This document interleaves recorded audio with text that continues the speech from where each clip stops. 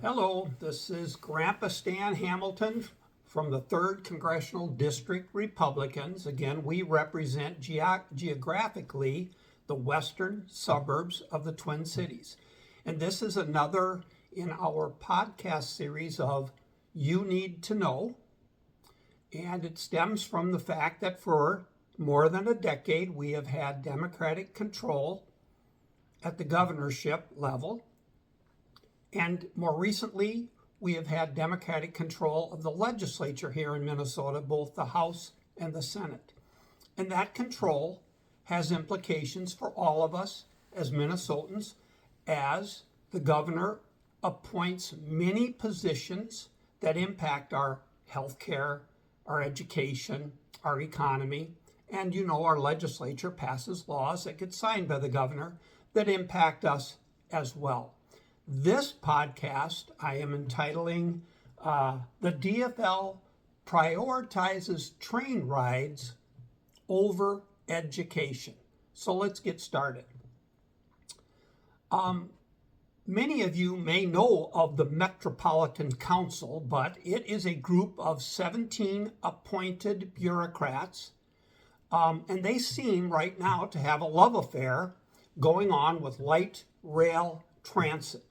These 17 bureaucrats have been appointed exclusively by Democratic governors since 2011. First Mark Dayton and now Tim Walz. This council has overseen what I would call the horrendous attempted rollout of the Southwest Light Rail Transit Project. A project that will eventually link Eden Prairie to downtown Minneapolis. In 2013, this Met Council estimated it would cost about $1.3 billion to build this project. Today, that estimate is $2.9 billion. The target completion date has moved from its original target of 2018 to its currently projected target of 2027. Undeterred by this, what I would call abject failure of leadership and competence, the Met Council is planning 2 additional huge mass transit projects. The first is the Blue Line, which would be another light rail project that would connect Brooklyn Park, Brooklyn Center, the northern suburbs, to downtown Minneapolis. The estimated cost, drum roll, $2.9 billion. Okay, the second is a streetcar project that would connect St. Paul to the Minneapolis-St. Paul Airport. The estimated cost, again, drum roll, $2.1 billion.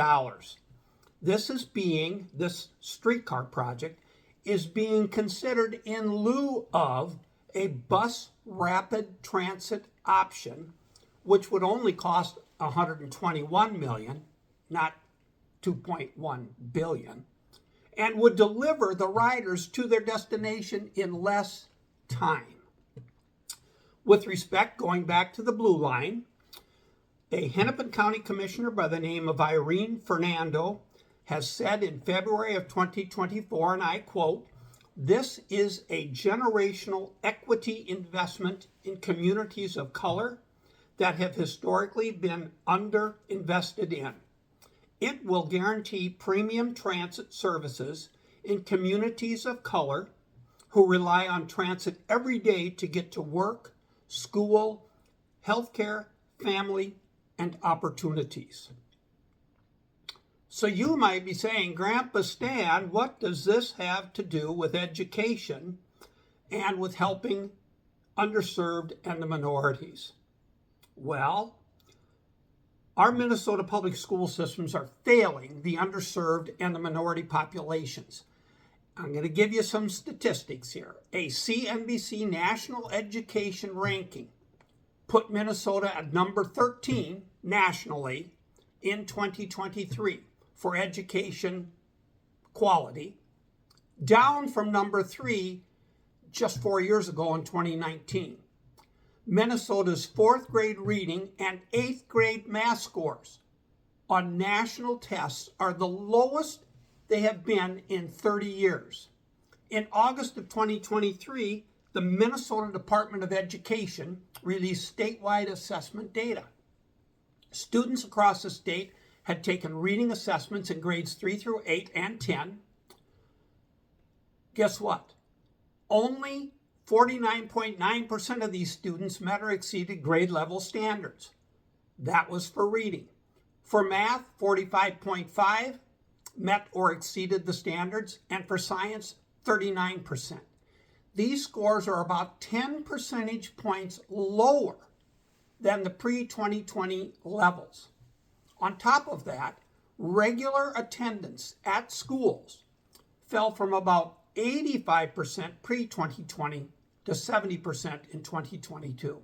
You can't make this stuff up. We are going in the wrong direction, not serving our kids. Let's look at Brooklyn Center, that school district, one of the destinations for this light rail project.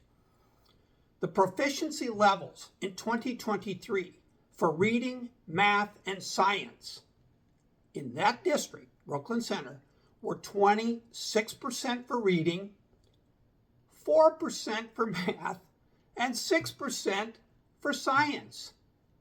This is an incredible failure. It's a 4-alarm, a 5-alarm fire presided over by our Democrat teacher, Governor Tim Walz. We are failing these children, creating a generation or multiple generations of kids that will not be able to support themselves effectively in the workplace. Elected officials and those that are appointed by elected officials like the Met Council, they are tasked with the responsibility to sort between difficult choices, often involving limited resources. It is clear that incorrect choices are being made.